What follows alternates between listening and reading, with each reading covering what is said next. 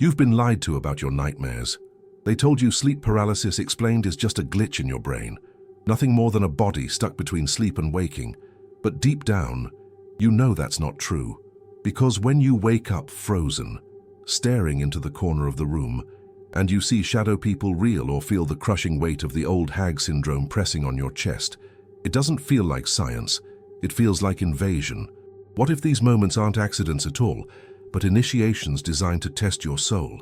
For centuries, cultures across the world whispered the same story. Ancient sleep demons who suffocate the living, shadow beings in dreams who feed on fear, and the terrifying old hag folklore that still chills people today. These aren't hallucinations. They are gatekeepers of the astral plane, guardians who punish the unprepared and reward those who learn stillness in terror. And here's the paradox. What most people run from in panic may actually be the doorway to freedom. In this video, the old hag and shadow people, gatekeepers of sleep paralysis, explained in obsessive detail, you'll uncover why your darkest nights may hide your greatest initiation. If you've ever wondered about the spiritual meaning of sleep paralysis, the feeding of sleep demons, or the terrifying truth of shadow people encounters, then stay with me. Because once you see the hidden system behind your nightmares, you'll never look at the night the same way again. Before we begin, make sure to subscribe to the channel, hit the notification bell, and share this with someone who's ever felt the terror of waking but not moving. What you're about to learn will change the way you understand fear itself. When someone wakes up in the middle of the night, eyes wide open but body frozen, they often panic. They try to move a finger, a hand, anything, but nothing responds. This is where the so-called sleep paralysis explained by science begins to feel incomplete. What's really happening is that the person has stumbled into a liminal state, suspended between waking and dreaming. The body remains locked in a cage of flesh, yet the mind drifts into forbidden dimensions. Many who experience this for the first time think they're dying, but in truth, they've stepped into the ancient doorway known as occult sleep paralysis. It's less a malfunction and more a hidden initiation, one that has haunted humanity for centuries. Imagine standing in your bedroom, yet sensing the walls melt away as something else pushes through. People often report shadow beings in dreams, or even the chilling weight of an invisible presence sitting on their chest. It feels terrifying because the body cannot move, but there's more to it than fear. This paralysis has long been tied to astral projection paralysis, where the spirit strains to leave the body but is held in place by unseen hands. The sensation of heaviness, of breath being stolen, is not random. It is symbolic. In the esoteric sense, this is the first lesson. Before freedom comes, there must be restraint. Before flight, a binding. The mind, half inside the body and half outside reality, becomes an antenna. At this moment, many witness shadow people real, dark silhouettes that hover just beyond the edge of vision. Some insist these are merely hallucinations born of a brain caught between REM cycles, but others argue these are astral entities during sleep, guardians watching from the threshold. They don't come to comfort, but to test. They appear without faces, without form, yet their presence is undeniable. The old hag folklore describes them as soul thieves, gatekeepers, and tormentors.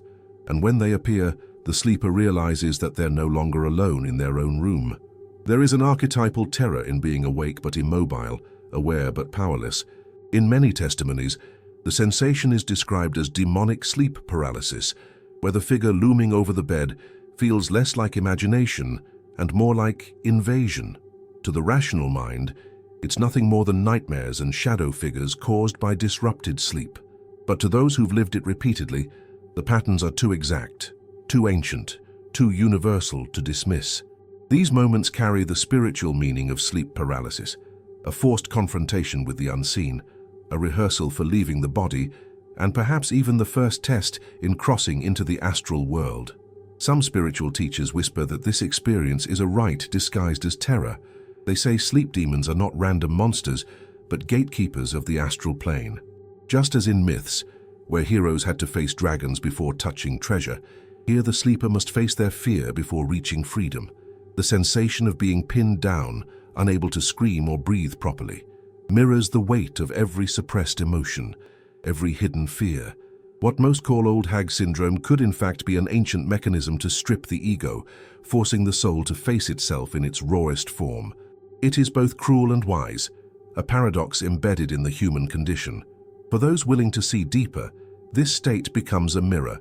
The shadow people psychology reveals they may be projections of one's own fears, crystallized in humanoid shapes. Yet the paradox is that they feel independent, like something both inside and outside the dreamer at once. This tension hints at the esoteric sleep paralysis initiation, where the self must discern what is illusion and what is intrusion. By staying present, by breathing slowly, even when breath feels stolen, some have managed to shift from terror into exploration. They've found that the very paralysis holding them prisoner can, with awareness, become the key to unlocking astral freedom.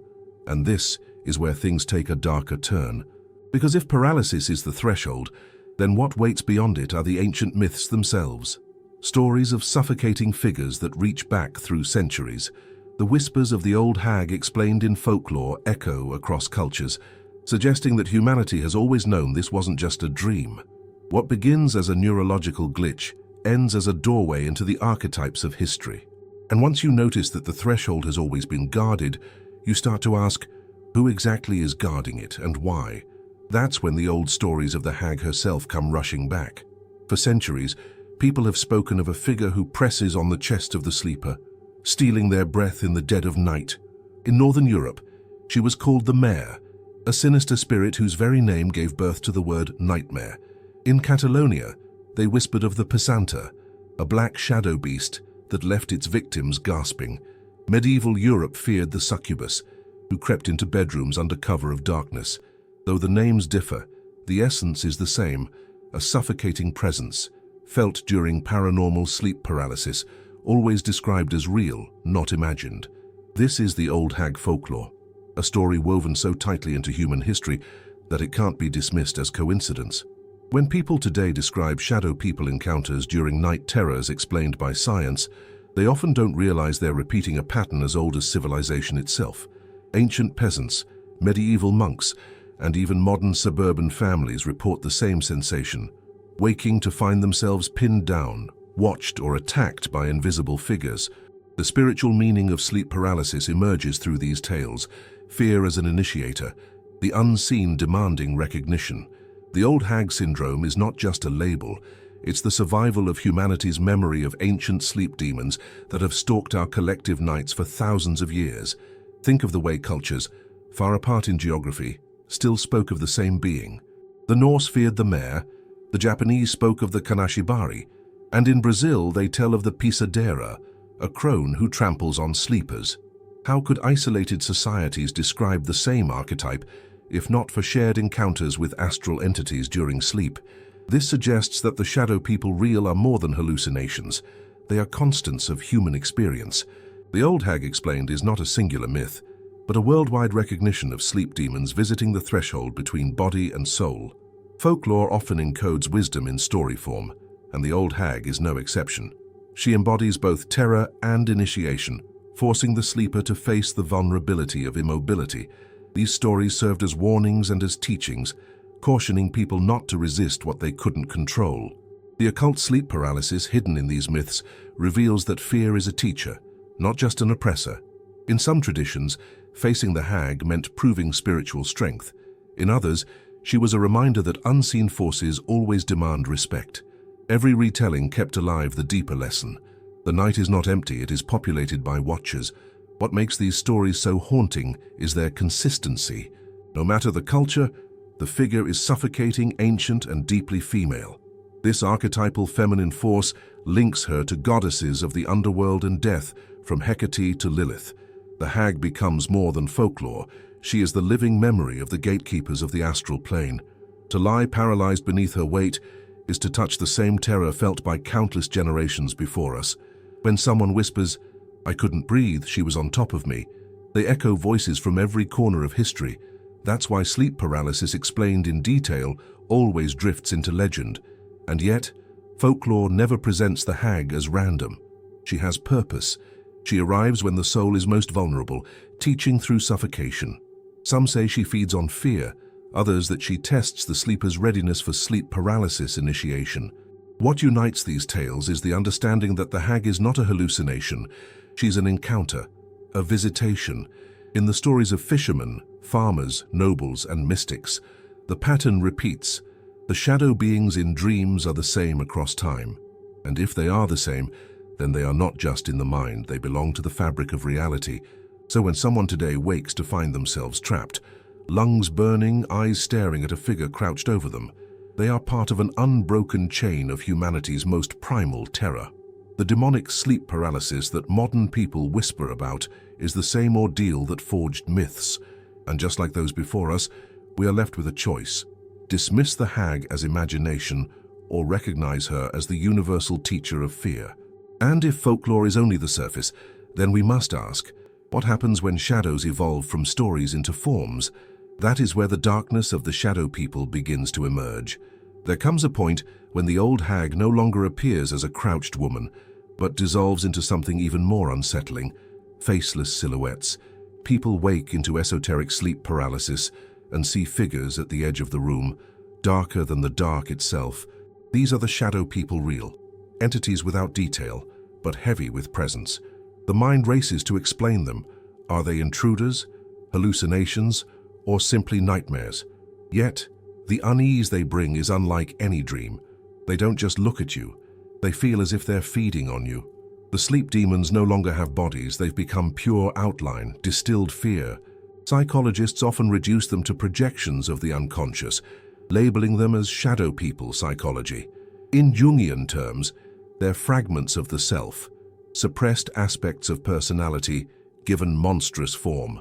But those who've lived through paranormal sleep paralysis insist that these beings have autonomy. They move independently. They watch with intent.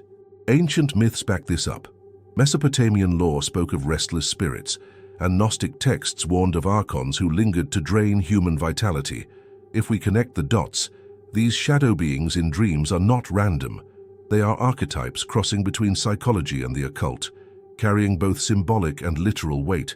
The shadow archetype within us explains why they frighten so deeply. They are the mirror of everything hidden, everything we deny about ourselves. To see them is to face what we fear becoming. But folklore suggests something more, that these figures are astral entities during sleep, not just echoes of the mind.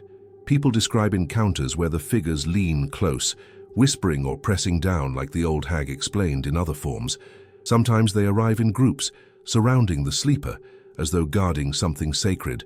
These stories echo across cultures, making the sleep paralysis explained in detail less about hallucination and more about cosmic pattern. Consider the Gnostic belief that archons feed on fear, keeping souls bound to cycles of reincarnation. The spiritual meaning of sleep paralysis fits perfectly here. When the shadow people emerge, they don't come to enlighten, they come to drain. In testimonies, people feel weaker after repeated encounters, as though energy itself has been siphoned.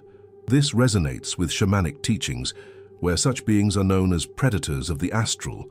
They appear most often when someone is on the cusp of astral projection paralysis, about to slip free from the body.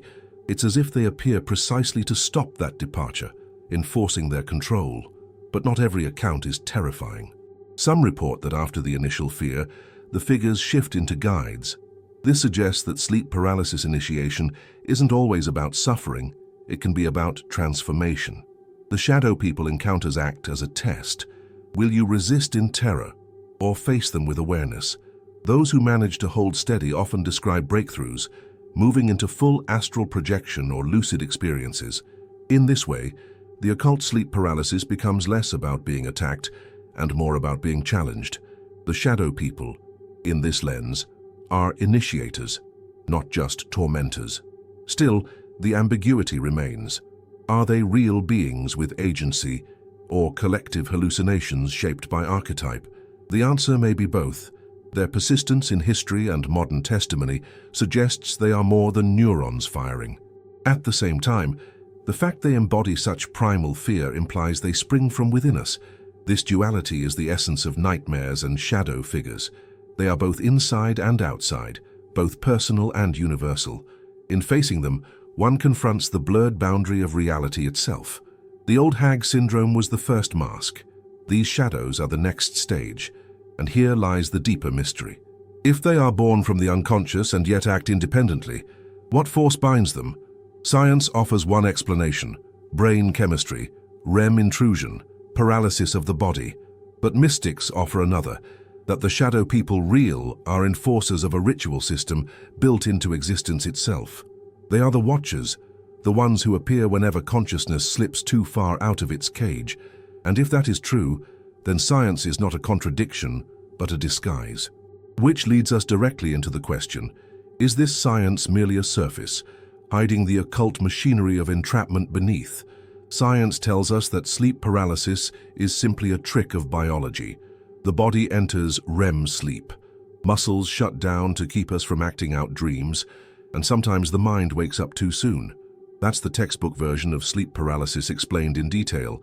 Neurotransmitters fire, brain chemistry misfires, and voila, you're awake but frozen. Yet, anyone who has stared into the eyes of shadow beings in dreams knows this explanation feels incomplete. It's like describing thunder as air pressure. Accurate, yes, but it misses the terror of lightning striking at your feet. The gap between science and experience is where the mystery begins. Researchers have mapped out the mechanics of this paralysis. They call it REM intrusion, the overlap of waking consciousness with the dream state. The mind floods with images, often terrifying, because the brain panics at immobility. This creates the hallucinations many identify as shadow people real, or the old hag explained through folklore. But the question remains, why do so many hallucinations look the same? Why do people from distant cultures all see ancient sleep demons pressing down on their chest? Neuroscience gives the process, but not the purpose. And it is the purpose that people feel in their bones when the darkness creeps closer. Some scientists suggest that fear is hardwired into this state. When the body won't move, the brain interprets it as danger, and the imagination projects monsters. That explains nightmares and shadow figures, but it doesn't explain the spiritual resonance. Why do people leave these episodes shaken, as though they touch something beyond themselves? Why do mystics describe it as spiritual meaning of sleep paralysis? Science stops at the symptom, but the soul insists there's a hidden script. And this is where the idea of a trap emerges, that the paralysis isn't just a glitch, but part of a design. What if the so-called hallucinations are not hallucinations at all, but part of a ritual mechanism? Think of it. Every night, the body forces us into paralysis. Every night, consciousness is locked while dreams unfold. It feels less like random biology and more like a ritual cage. Occult sleep paralysis suggests the body isn't malfunctioning, it's obeying orders to keep the soul tethered. The gatekeepers of the astral plane then appear as enforcers of this system. They arrive when the soul strains against its bonds, reminding us that freedom comes with a price. In this view, science describes the bars, but folklore names the jailer. There's also the matter of breath. Many people in paranormal sleep paralysis describe suffocation, chest pressure, or a sense of drowning.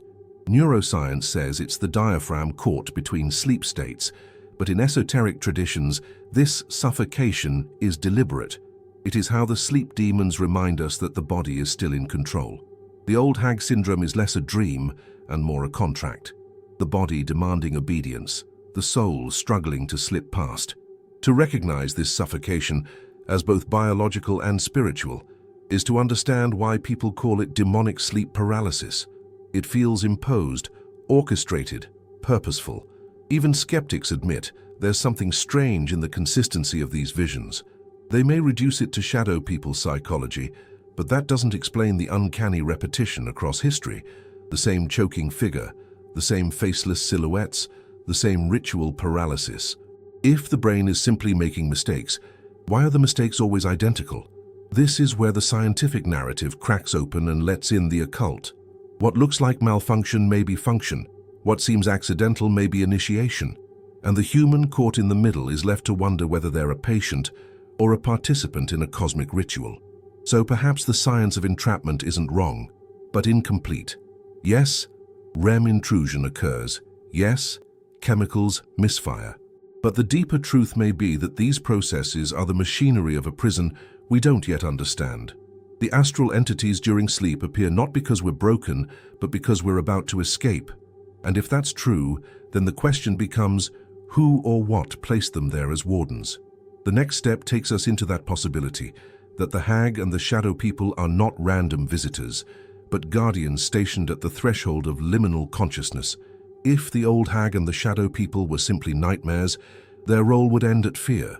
But what if their purpose is greater? What if they are the gatekeepers of the astral plane? Many who endure occult sleep paralysis describe the sense of being watched, tested, or restrained, as if some force were measuring their readiness. The old hag folklore hints at this, portraying her not only as tormentor, but also as initiator. She appears when the sleeper's consciousness edges too close to freedom, reminding them that unprepared souls cannot yet pass beyond the threshold. Fear becomes the price of knowledge. Think of ancient initiations. Shamans were left in caves to face visions. Mystics fasted until they broke through illusions. Warriors confronted trials before becoming leaders. In the same way, sleep paralysis initiation forces the dreamer to face terror without running. The shadow beings in dreams are not random. They are examiners. Their faceless stares ask a silent question: will you yield to panic, or will you hold steady? To see shadow people reel during paralysis is to realize you are not just trapped, you are being evaluated. The paralysis is less a punishment and more a rite of passage. People often describe the experience as demonic sleep paralysis because it feels malevolent. Yet, beneath the cruelty lies a paradox. They torment to teach. Just as martial arts masters strike their students to build resilience, these sleep demons suffocate and paralyze to forge strength of soul. The spiritual meaning of sleep paralysis emerges here. It is a test disguised as horror. Those who resist in blind fear remain trapped. Those who accept, breathe, and observe sometimes find themselves slipping beyond paralysis into lucidity. In that moment, the gatekeepers step aside, as though acknowledging the courage shown. Stories from mystics and modern experiences echo this pattern. Some recount seeing the hag's face shift from monstrous to almost maternal once fear subsided. Others say the shadow people encounters ended abruptly when they embraced calm awareness. In these testimonies, the tormentors transform into initiators. What began as nightmares and shadow figures became a hidden ceremony. And if that's true, then every episode of paranormal sleep paralysis is a potential initiation ritual. The guardians stand at the boundary, preventing escape until the sleeper demonstrates readiness to step into deeper realms. It is also possible that the guardians play dual roles, protectors as well as challengers.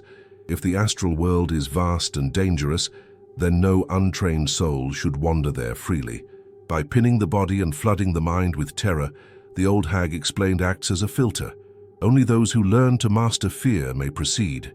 In this sense, the astral projection paralysis is not only entrapment, it is protection. The ancient sleep demons prevent reckless souls from stumbling into realities they cannot survive. The cruelty has purpose. It shields as much as it torments. The psychology of it deepens this interpretation. What the sleeper calls shadow people, psychology may in fact be a projection of their own readiness. If you cannot face your internal shadows, how can you navigate external ones? By manifesting as suffocating figures, the astral entities during sleep force confrontation with denial. The paralysis reveals what lies unacknowledged. It is both mirror and gate, self and other, hallucination and initiation. This paradox is why the experience feels so impossibly real. It fuses the inner and the outer into a single trial, one that leaves scars or strength. And here the question sharpens. If these beings are guardians, what exactly do they guard? The body, the soul, or perhaps something deeper, the energy that sustains both? Because if they are feeding as they guard, then the next step in this mystery is darker still. Countless testimonies claim that the old hag syndrome and the shadow people do not merely restrain, they drain. They suffocate breath, weaken vitality, and leave people exhausted. Which begs the next question. Are the guardians also predators, feeding on the very fear they invoke? That is where we must now turn. Fear has a taste, and some entities seem to crave it. Those who've endured paranormal sleep paralysis often describe waking not just terrified, but drained, as though something fed on them during the night. The old hag folklore describes her pressing on the chest, stealing both air and vitality. Witnesses report shallow breathing, suffocation, and the chilling certainty that their very life force is being siphoned. In this sense, the hag and the shadow people real are not just tormentors, but predators. They don't simply watch the sleeper, they consume, feeding on breath, fear, and essence. Think of how many traditions connect breath with the soul. In Hebrew, ruach means both spirit and breath. In Greek, pneuma carries the same dual meaning. When the hag steals your air, she's not just interfering with the lungs, she's taking the soul's energy. This aligns with testimonies of astral entities during sleep who press down, leaving victims exhausted for days. The sensation is more than physical, it is vampiric. The sleep demons act like parasites, drawing strength from the terror they create. In this framework, demonic sleep paralysis is less a test and more a harvest of vital force. Folklore worldwide supports this view. The medieval incubi and succubi were described as draining vitality from their victims through nightly visitations. Egyptian myth speaks of Amit, the devourer, consuming the souls of the unworthy. The overlap is striking. Each tale portrays entities that suffocate, devour, or weaken. Modern reports of shadow people encounters echo the same. When people say, "It felt like something was sitting on my chest, taking my breath," they repeat the same story told across centuries. The spiritual meaning of sleep paralysis here is stark. Terror isn't an accident, it's a source of food. The psychology of fear reinforces this idea. Panic triggers adrenaline, elevates heart rate, and floods the body with energy. To a predator, this is a feast. The shadow people's psychology interpretation might say these beings are metaphors for anxiety. But what if they're more? What if ancient sleep demons learned long ago how to trigger panic in order to siphon life force? People speak of waking with heavy fatigue, headaches, or lingering dread, as if they'd run a marathon in their sleep. Sleep paralysis, explained in detail by science, says nothing about energy depletion, but occult traditions insist that feeding is real. Some mystics teach that resisting the hag only increases her feeding. The more you fight, the more fear you generate, and the richer the meal becomes. This makes sleep paralysis initiation paradoxical. Surrender may weaken the feeding, while resistance strengthens it. Those who learn to remain calm, slowing their breath even when it feels stolen, often report the figures losing power. In this way, the initiation becomes practical training. By mastering fear, the sleeper starves the predator. The occult sleep paralysis is then transformed, terror becomes discipline, and feeding becomes lesson. Modern experiencers have even described audible sounds during these events, breathing not their own, growls or whispers near the ear. Some swear they felt their chest compressed by invisible hands, others sensed the hag's face hovering close, drinking in every ounce of panic. Such stories, while terrifying, reinforce the idea that the gatekeepers of the astral plane may also be harvesters. They test by feeding and feed by testing. The line between torment and nourishment blurs. The guardians of fear may not simply block the astral, they may thrive on the souls that attempt to cross unprepared. And this raises a dangerous question. If they feed on fear and breath, then what happens to those who break free? Are they liberated from the feeding cycle, or do they attract even greater predators beyond the veil? Many shamans and occultists warn that the hag and the shadows are only the beginning. Those who pass their test may encounter even larger hierarchies, powers that control not just breath, but destiny. Which leads us naturally into the next revelation, that the shadow people may not be acting alone at all, but serving higher entities who command them from behind the curtain. When you listen closely to the stories of shamans, mystics, and ordinary people who have survived repeated episodes of occult sleep paralysis, a pattern emerges. Some warn with urgency, "Do not resist blindly." Others whisper with reverence, "Stay calm, let it pass, and you will see." These are the warnings from the initiates, voices of those who faced the old hag syndrome not once, but countless times. They speak not only of terror, but of choice. Each encounter with shadow people real becomes a fork in the road, toward liberation or toward deeper entrapment. One initiate described lying paralyzed while shadow beings in dreams surrounded his bed. He wanted to scream, to thrash, but instead he surrendered to stillness. Suddenly, the fear began to dissolve, and the figures shifted. What looked demonic became neutral, almost watchful. He later called it his first true sleep paralysis initiation. The lesson was clear. Panic feeds the sleep demons. Awareness starves them. Such testimonies suggest the spiritual meaning of sleep paralysis lies not in escaping the ordeal, but in learning how to stand unshaken in its midst. Fear becomes the teacher, not the enemy. Shamans from Siberia to the Amazon warn apprentices of this ordeal. Before a soul can journey freely, it must survive the trial of immobility, suffocation, and nightmares and shadow figures. These elders describe the old hag folklore not as myth, but as memory, an inherited test passed through generations. The astral entities during sleep are treated with caution, even respect. They are not to be provoked, but observed. The warning is universal. If you fight without understanding, you will be trapped. In other words, paranormal sleep paralysis is not a mistake. It is initiation camouflaged as fear. Modern occultists echo this wisdom. Some recount being tormented by the hag for years, until they learned the discipline of breath. One practitioner swore that the moment he slowed his breathing, the crushing weight lifted. Another insisted that repeating sacred names in silence dissolved the paralysis entirely. These accounts remind us that the shadow people's psychology is not only about trauma, it is about training. The hag forces discipline upon those who would never seek it willingly. The demonic sleep paralysis becomes both torment and tutor, forging spiritual resilience where none existed before. But not every warning is hopeful. Some initiates confess they never escaped. They describe recurring cycles of paralysis, where each night the ancient sleep demons return stronger, hungrier, more suffocating. These voices warn that failing the initiation can scar the soul. Fragmented dreams, lingering dread, even a sense of obsession by unseen forces. To them, the old hag explained, is not just an archetype, it's a predator who marks those too weak to resist. Their testimony is a reminder. Initiation is not guaranteed success. Some pass through, others remain in chains. For the attentive listener, the warnings converge. Fear must be faced, but not fed. To breathe slowly when breath feels stolen, to stay calm when terror fills the room, to observe when every instinct screams to flee. These are the subtle lessons hidden inside sleep paralysis, explained in detail by the initiates themselves. They advise patience, courage, and awareness. They teach that the gatekeepers of the astral plane are ruthless, but not without logic. Only those who embody inner stillness may earn the right to step beyond their grasp. And yet, the initiates also caution that the hag and the shadows are not the final obstacle. They are the threshold, not the destination. Beyond them, larger forces wait. Hierarchies that manage souls, entities with reach far beyond the bedroom. If the hag is a mask, they say, then who wears it?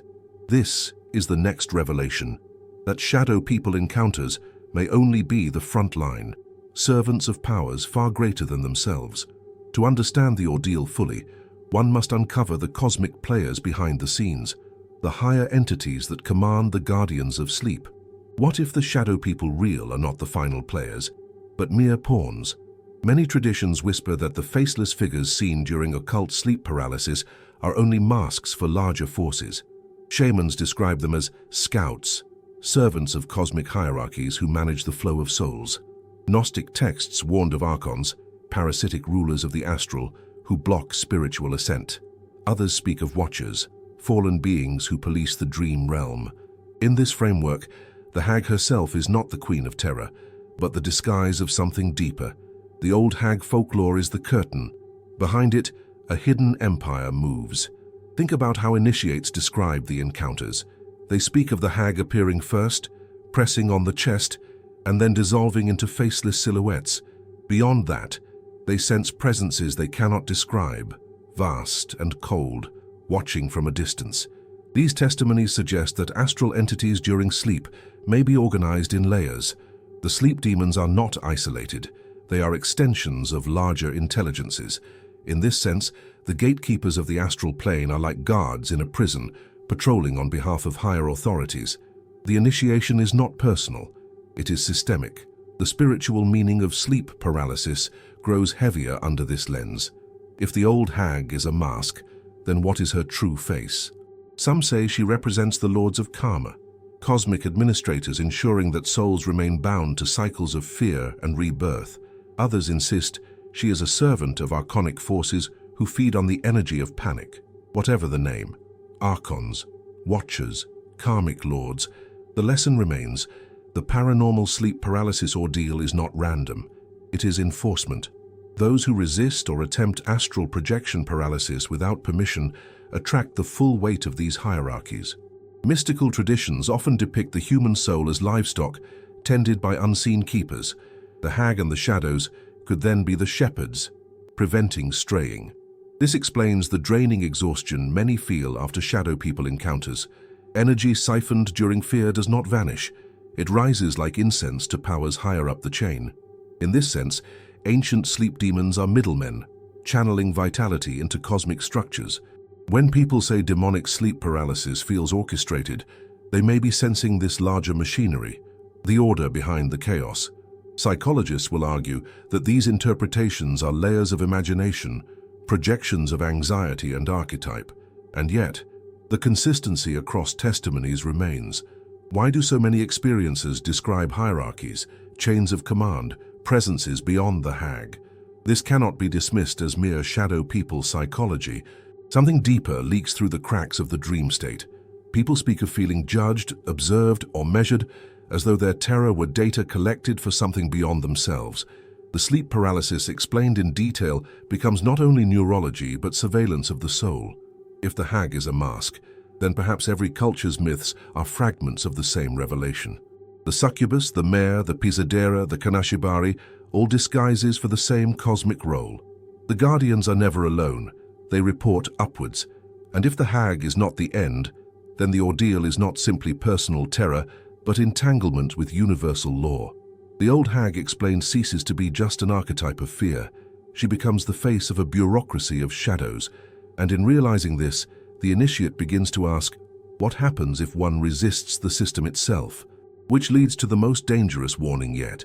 Because if one resists without understanding, if they struggle against the feeding and the watchers, the cost may extend beyond a single night. Initiates speak of scars that linger, wounds that attract obsessive spirits. This is the hidden consequence of resistance, the next step in the ordeal. The hag and the shadows may be frightening, but defying the powers behind them carries even greater risk. And that is where our journey now turns, toward the peril of fighting against the system without knowing the rules. Many who endure paranormal sleep paralysis believe the only solution is to fight. They thrash internally, scream silently, or invoke prayers in desperation. Sometimes it works. Sometimes the hag vanishes, the shadow people reel dissolve, and the body awakens. But initiates warn that this kind of resistance can carry hidden costs. To resist blindly is to rip against the tether between body and soul. Those who do so often describe lingering pain, fractured dreams, or even a feeling of being split. In the occult sense, resistance without understanding may leave the astral body scarred, vulnerable to intrusion. Testimonies abound of those who tried to fight the old hag syndrome with violence of will. They report that the entities returned stronger, angrier, more suffocating the next night. Some even claim they became marked, targeted by recurring sleep demons who no longer came randomly but deliberately. The spiritual meaning of sleep paralysis in these cases shifts from initiation to warfare. The figures stop testing and start hunting. This is why shamans advise patience and awareness rather than brute resistance. Panic makes you prey. Awareness makes you equal. The difference decides whether you are tormented once or forever.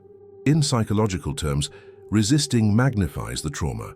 The shadow people psychology shows that fighting against paralysis deepens anxiety, reinforcing the fear pattern. This leaves the dreamer more vulnerable to the next attack, but in esoteric terms, the consequence is more severe. Struggling may attract obsessive spirits, entities who feed not just on fear but on wounds. To them, a fractured soul is like open blood in the water. Once marked, the sleeper may face nightmares and shadow figures more intensely, turning occasional paranormal sleep paralysis into a nightly battle. Resistance, then, becomes its own trap.